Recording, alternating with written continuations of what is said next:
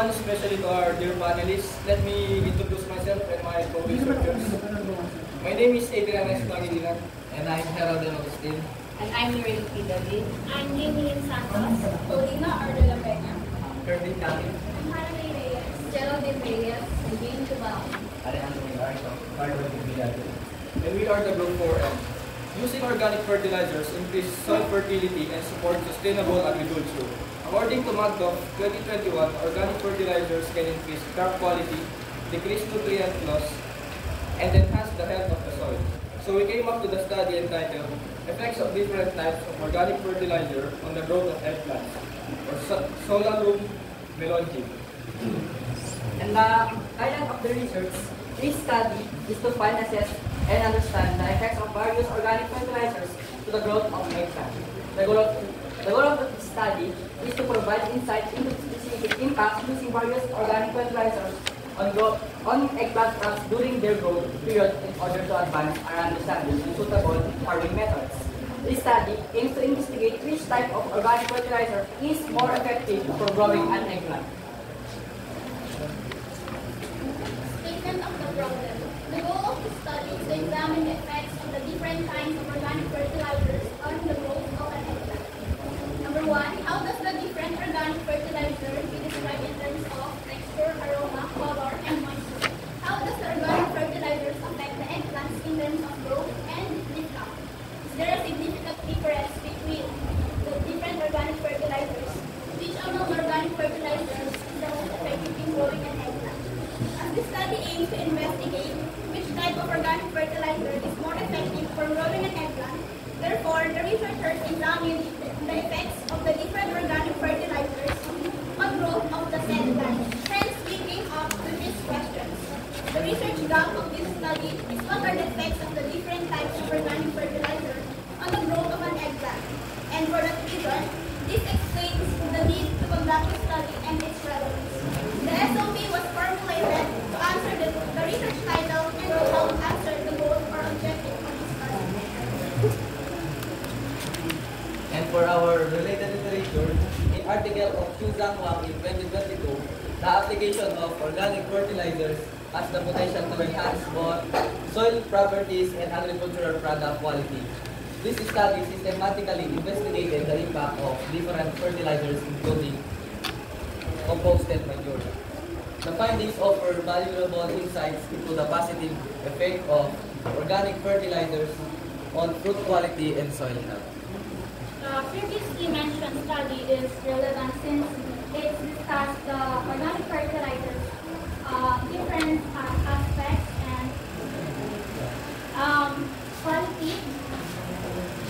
Since address various aspects of the way organic fertilizers affects growth, production, and quality in a different crop, while also mentioning soil improvement like the study of Lorient 2019, development of organic fertilizer products and systems to improve soil fertility of organic vegetables production of cabbage in Benguet, Philippines, focused on formulating organic fertilizers to support organic vegetables production in Benguet, Philippines, were tested on cabbage during the transition to organic production. Initial lower yields were observed, but after 3 years of conversion, cabbage yields significantly increased comparable to those in conventional farms. For the research design, we used two experimental research to examine cause and effect relationship between variables by manipulating independent variables and observing their impact on the dependent variable. The hypothesis will be evaluated using a checklist designed to monitor changes in the dependent variable. To observe the effects, different organic fertilizers were applied to eggplants, aligning with the primary goal of investigating the impact of various organic fertilizers on eggplants. So this is the part where how we come up with our sample size and what's the instrument we use to list our observations and data. So as you can see, there are 40 sample sizes in all. So we're gonna talk about later how we come up with our sample size. So we've actually used 10 eggplants using carbo manure, chicken manure, goat manure, and cow manure. So there are 40 eggplants in total, which answers the question earlier. was done while considering the fact that that's ability to survive. So we've actually assigned here, they have been asked to observe the plant's overall growth of the use of checklist, as a checklist serves as a documentation from what we observed throughout our study. Our summary of findings is related to our statement of the problem. Summary of findings number 1. Description of the 4 types of organic fertilizer in terms of texture, aroma, color, and texture. Texture, goat manure has a texture of granular and hard. Chicken manure has a sticky, granule texture. Caribou manure has a crumble feel. Cow manure has a fibrous and bars. Aroma, goat manure has dry low odor. Chicken manure has a strong odor. Caribou manure has a mild odor. And cow manure has a disagreeable odor. Color, chicken manure can range in color pretty wildly from all shades of brown and tan to green, yellow, or even black. And for the goat, carabao, and cow manure, they can range in from all shades of brown to black. Moisture, goat manure carefully desiccated along with carabao and cow manure, while chicken manure has a damp moisture. Summary of findings number 2. The organic fertilizer positively affects the height of eggplant, leading to increased plant height and lift of count. There is a significant difference between the 4 organic fertilizer on growth of eggplant and on lift count of eggplant. Summary findings number 3 also shows that followed by growth manure, while chicken manure was the least aggressive. Additionally, the data indicates that the highest range in terms of growth is 8.35 mean and the lowest is 5.1 mean. On the other hand, the highest mean in terms of impact is 3.38 and the lowest is 1.76.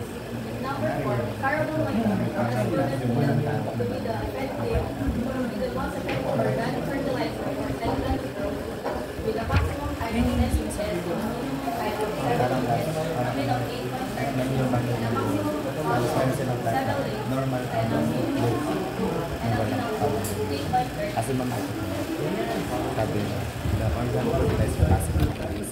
Organic fertilizer, goat manure, chicken manure, carabao manure, and cow manure has different characteristics in terms of structure, aroma, color, and moisture.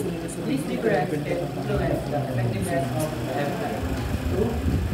Out of the 4 organic fertilizers, carabao manure is the most effective fertilizer, as it excels in increasing plant growth and the number of units can be. Carabao manure, goat manure, and cow manure are the recommended for optimal eggplant yield. Yung in-expect ko nga para siya beneficial overall. Chicken manure tapos does not day 1, day provide 2, the day same level of effectiveness as the fertilizer. The last one, after examining the effects of our fertilizer on eggplant growth, it can be concluded that carabao manure has a suitable ability to consistently produce plants and highly toxic. This is our recommendation based on the results in our study. First, we recommend that the farmers must know the difference in characteristics in terms of texture, aroma, color, and o kaya moisture for mag-search organic. sila na meron ng ganun na nakalike To ang know skins. if there's influence to effectiveness of the eggplant. Second, we recommend to use carabao manure because it can enhance soil extraction and have nutrient availability. And third, based on the results, we recommend that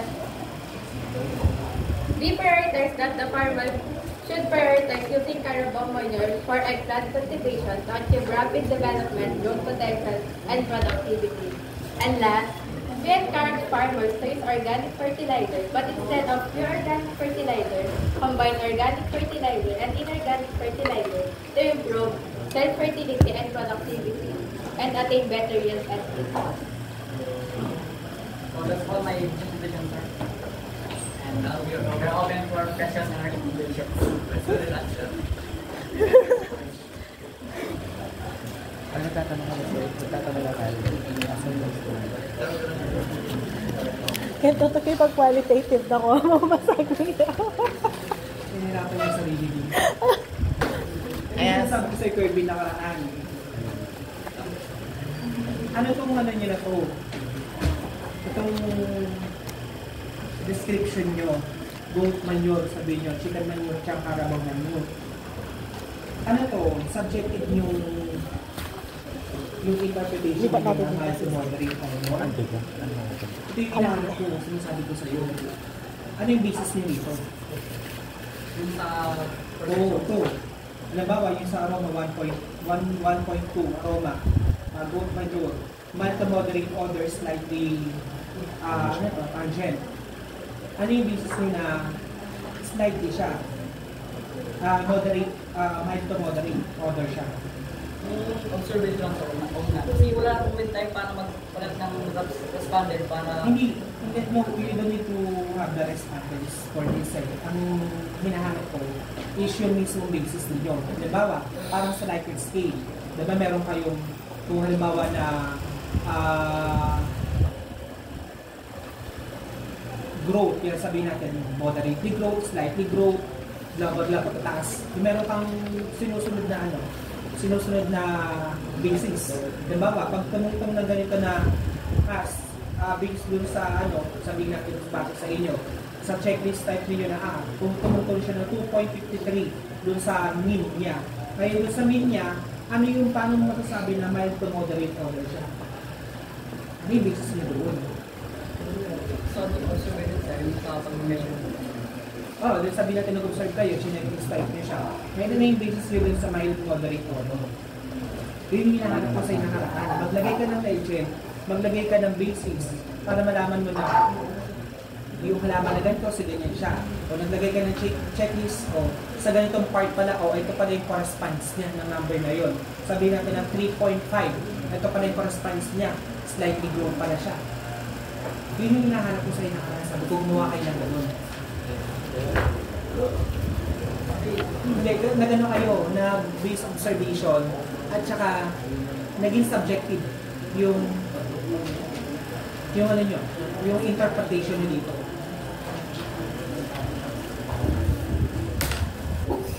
Kasi yung sinapakan ng party sir, sa certificate po namin na teacher. I-describe lang po namin yung Sabihin natin na describe nyo siya. Ay, mas maganda nga sana, tinibulin nyo to. O halimbawa, sa goat manure, ganito pala siya. O at least na-describe nyo siya ng maayos, hindi lang siya ganito. Halimbawa, yung aroma. Oo, yun. Aroma. Actually, sabi ma'am sa 9 hedonic, kahit sa pagluluto sa pagluluto lang, yung aroma, yung taste, meron siyang basis na 9 hedonic. Nagustuhan mo ba siya, hindi mo ba siya nagustuhan? Yung parang rubric. Yun yung hinahanap natin, yun yung pinapahanap ko sa'yo, pinapagawa ko sa'yo. Gumawa kayo ng rubric, gumawa kayo ng legend, na at least, kung saan magpo-call. Yung check, sabi ko checklist kayo. Ngayon saan siya magpo-call ito? Ganun siya. So, yun lang po sa... Oo, kasi kung ganito nyo lang siya tignan nyo, nakita nyo naman yung di ba?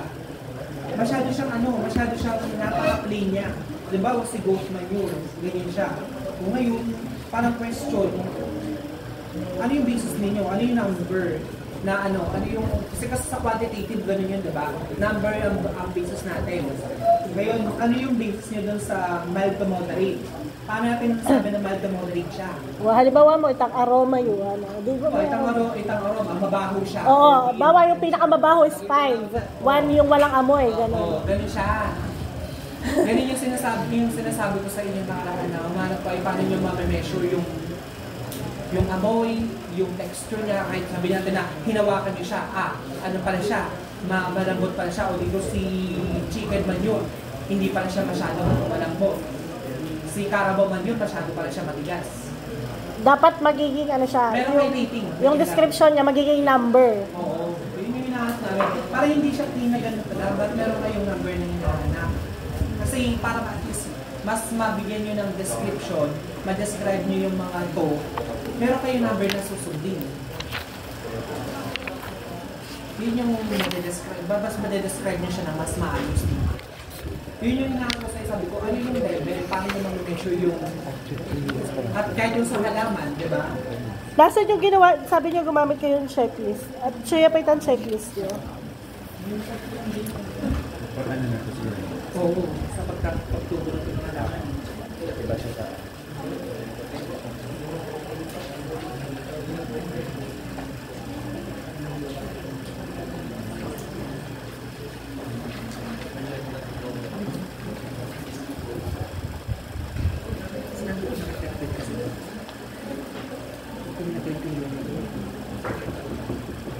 Hindi, ito lang atin, pero iba yung book naman. Gawin natin siya. Ay, gawin natin siya.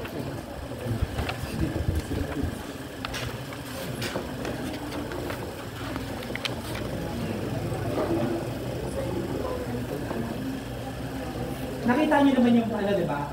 In-observe niyo naman yung mga mayor. Yes, sir. O, gumawa kayo ng scaling. O, scaling na lang.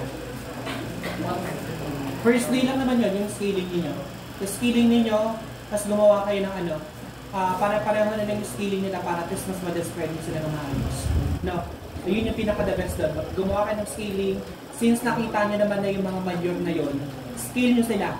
No, from 1 to 5 lang. Halimbawa. Tapos maglagay kayo ng interpretation. Ano yung scaling na yun? Yung parang gumawa kayo ng Likert scale na. Bawa chicken manure.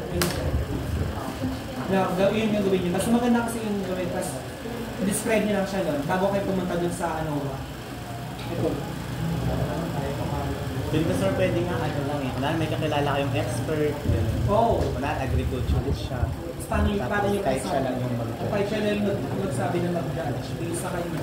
Wow. At least expert Oh, siya. gawa lang kayo ng ano doon, ng scaling din doon na si ganito si Mayo, ganito siya dinagos niya ano. Tapos parang ano na, 1, 2, 3, 4, 5. Check nyo siya gano'n.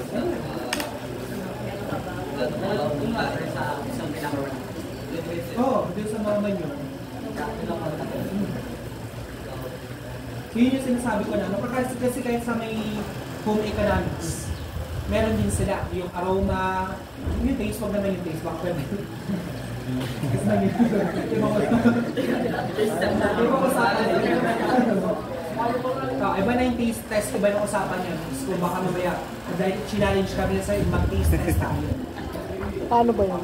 Paano nun pag-like? So yun no, halimbawa, tingnan nyo, pag sa result, hindi tayo naglalagay ng picture. Dito, no. Para mapakita lang natin na, ito yung texture niya. Kaya sinasabi ko, pag maganda ko kayo ng scaling na, sa texture niya, yung texture niya, ganito yung scale niya. Ito yung number na correspond dun sa may binigay ni expert na halimbawa. I-describe niya siya doon. Naka-true table siya, tapos describe niya. Ganito siya. Ayan, bibigay naman Candy. Study or Sabi ko sa inyo, di ba mag-adapt kayo kung may makikita kayo ng scaling? Alam lang sir, pero Pwede kayong gumawa ng sarili nyo, wala mang problema. Parang ganyan, di ba? Oo, yan ganyan. Tapos number 2 niyan, color. Color. Tapos sinamanure na naman. Ayun, tignan yung ginawa ng Candy. Yan yung hinahanap namin. Dito kayo dito. Nalangan wari kulay din. Dark brown, dark and tan. O, may tan pa talaga. Tan siguro. Bawa yan. Di ba aroma? So dito sa side na to, yun yung mga manure. Keta, halimbawa, no aroma, layang bao. Slightly aromatic, yung konti lang. Tapos yung feeling nyo, sakto lang, kasi ito yung pinakamabaho. Yun. Ganun Tapos siya. i-check mo lang siya, bawa yung good manure pala siya, wala pala siyang amoy. Tapos halimbawa itong Carabao, kaya palang number 3. Tapos yung cow. Tapos dyan sa color gagawa na naman kayo, papalitan nyo lang yan. Bawa, very dark brown o kaya black. Tapos very dark brown, yung mga ganun lang siya. interpret na po sir. Interpretation sir. Interpret nyo lang siya, halimbawa, sabihin natin na ano, sa scaling na, sa ano na, halimbawa, sa goat manure, anong ganun, na based dun sa observation ninyo, wala siyang, So magiging ganito siya, ito gagawin nyo lang in sentence form. sentence form nyo lang siya. Yung sa ilalim niya.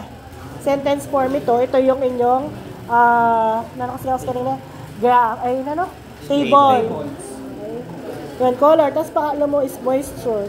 Bali, ang lalagay mo lang, 4 din. Misip kayo na anong pangaliwang pwede ken.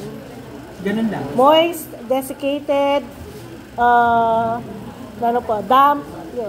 May mga nilagay kayo. Di sundin nyo na lang yung mga nilagay nyo dyan. Oo, tapos yun yung check mo. So parang nibay lang po namin yung format, sir, para sa... Oo. Para hindi siya Magiging, naging ganyan kasi para magiging number lang siya. at least na-describe nyo ng maayos yung aroma, color, nabigyan nyo ng justification sila kasi nilagay nyo siya as ano eh. Hindi lang siya ganyan. Oo. Makantaya mo naman. Sa number 1 naman. Number, Kasi sa ano, pwede wow, naman. number. Pwede sa hindi ko alam sa ano. Hindi ako Hindi, tapos doon sa ano ba nyo na, I think ano, dapat stop using yung salitang between. Dapat among kasi nga more than 2 yung ano natin.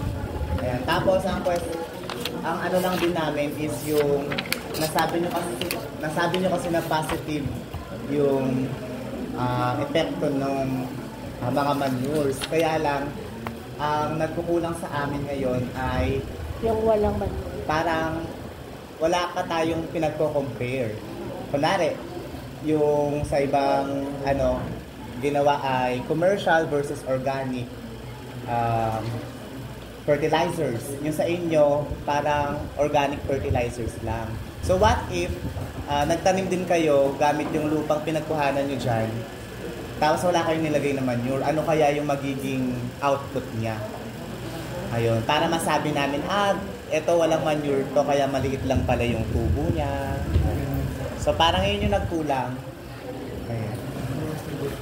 Subawa na po sa atin namin na organic po na lahat na yung nagkakilala. Hindi na ba? Hindi naman siya. Hindi ba siya? Kasi parang ano lang, nasabi nyo kasi na effective sila. Pero ano yung basis ng pagiging effective nila? Bakit nagtanim pala ako, tapos ganyan lang din pala yung ano? Yung... Signal din pala yung tubo. Oo. Eh di, kahit pala walang manure, Okay lang. okay lang. Siguro yun yung nagkulang sa inyo. Okay, kukulang. Actually, tatanong ko dapat yun eh. Kaya lang. Ayan. Ibig niya sabihin, magtatanim pa sila ng walang manure. Yan. Hindi ka graduate na sila. Babalik si Kirby dito.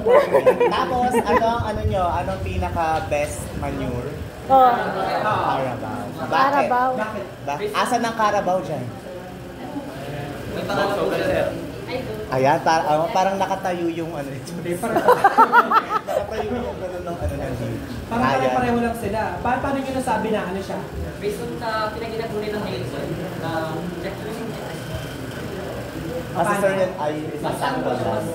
mas technical sa mga sa apat naman, ay nakulong. Okay. Kaya po nung kami nag-quiz. So, Carabao.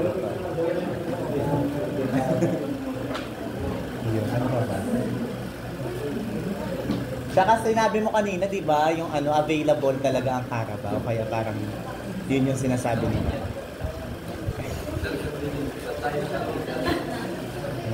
Na-effective siya. Pakinggan naman natin si Adrian. Magsalita naman siya. Paano yung naging process nyo na, kunwari, pag ba tinimbang ko yan, pare-pareho sila ng timbang? Oo. Silang apat. Oo.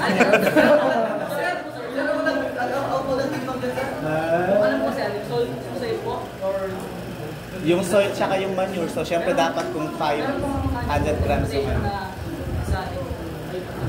Meron. How about yung sunlight?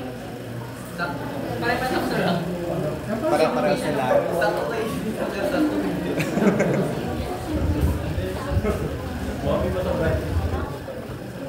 Meron ba sila sa study nila na ito yung mga control? Walang control. Parang yun dapat meron kayo ng mga kunwari sa eggplant na to, ito yung mga variables na pare-pareho sila. Yung dapat nasa room temperature, para nasa isang area lang sila. Tapos yung sa sunlight, ganito lagi yung sunlight na nakuha nila, yung water. Kasi kunwari, baka pwede kasing magbago yung resulta. Kunwari yung iba, yung isa, hindi nyo pala diniligan. Ganon. Parang ano? Nasa Kasi isang iba na lugar lang sobrang sila. dilig. Nasa isang lugar lang sila. According po sa Department of Agriculture, ma'am, ano po, 40 ml lang po yung na digiling na ginagawa. 40 ml. Once a week. Minimeasure niya pa talaga. Hindi kasi minsan kasi may tinatawag kasi tayong extraneous variable na pwede maka-apekto dun sa mismong result ng data. Nabantayan niyo ba yun? Ay, sir. Yung halaman. Hindi, yung extraneous variable, parang something na factors can affect dun sa mismong paglaki ng halaman na pagdating sa isa. Yung sa eggplant, sir. Oo. O, Yung paglaki nila. Dapat alam niyo yung mga factors. halimbawa, ita pa lang metong kaya agad yung meragul kasi matatakpan niya, masyado yung ketang bale. Sobrang pali. No pala kaya anila masyadong meragul kasi melang ilaw, uling ilaw makadirect ng sunlight. Yung parang ganun. Tapos yung span lang po siya, sir. Kaya yung sir nakatulong sa... Yung spread niyo yun. Pinatagnan po ni Ma'am Elena, sir, yung na yung mga ginawa ko ng process sa... Connect niyo. Pero, ang hirap-hirap, sir. Iba iba po ng standard.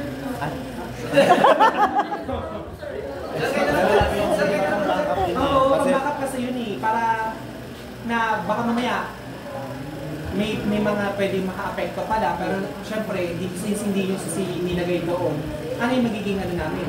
Na nababiling ka, ay wala naman sila nilagay. Iba pa rin po namin, sir, yung Di ba na? Tinanggal ni. Bala kayo mag-decide kasi kayo si researcher. Kasi since kami naman panel, siguro sabihin nyo, the panelists suggested na ipalit. Parang gano'n. Yun. Ano, sir, tapos yung okay na lang namin. Less stress ni Carvin. Lawen niya, ano gumayli. Okay, basta yun na yun, pinaka, namin. Oh. Congratulations. Congratulations. Wait lang. Wait lang. Sabihin mo muna yung ano mo.